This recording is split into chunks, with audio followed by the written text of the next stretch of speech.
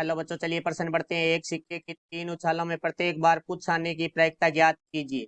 मुख्य अवधारणा, तो हमारा जो प्रश्न है वो प्रायिकता से संबंधित है। तो सबसे पहले हम बात करेंगे प्रायिकता के सूत्र के बारे में। तो देखो भाई, प्रायिकता बराबर हमारा होता है अनुकूल परिणाम बटा में कुल परिणाम। तो देखो, अब हम प्रश्न के बारे में बात करते हैं। तो प्रश्न में हमें एक सिक्के की 3 उछालों, तो देखो भाई हमारे इसकी प्रति 10 समष्टि बना रहे हैं, अर्थात कुल जो संभावित परिणाम है वो लिखते हैं। तो देखो, हमारे पास सिक्के पे दो तरफ होती है, एक तरफ होता है हमारा शीर्ष और एक तरफ होता है पुच्छ। तो हो सकता है सिक्के की 3 उछाल है तो तीनों उछालों में हमारा शीर्ष आ जाए। शीर्ष को हम एच से लिखते हैं और पुच्छ को हम टी से लिखते हैं। हो सकता है पहली उछाल में शीर्ष, दूसरी में शीर्ष और तीसरी में पुच्छ आ जाए।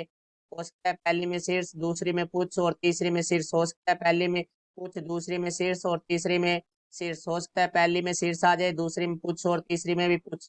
हो सकता है पहले में पुच्छ, दूसरे में शीर्ष और तीसरी उछाल में पुच्छ आ जाए।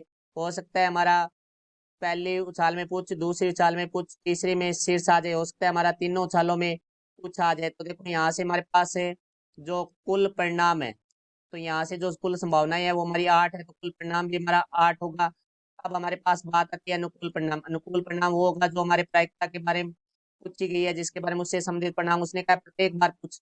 तो प्रत्येक बार पूछ करते तीनों बार पूछ आना चाहिए, जो कि हमारे पास एक स्थिति में, तो अनुकूल परिणाम होगा हमारा एक। तो देखो, यहाँ हम लिखेंगे एक सिक्के की 3 उछालों में प्रत्येक बार पुच्छ आने की प्रायिकता।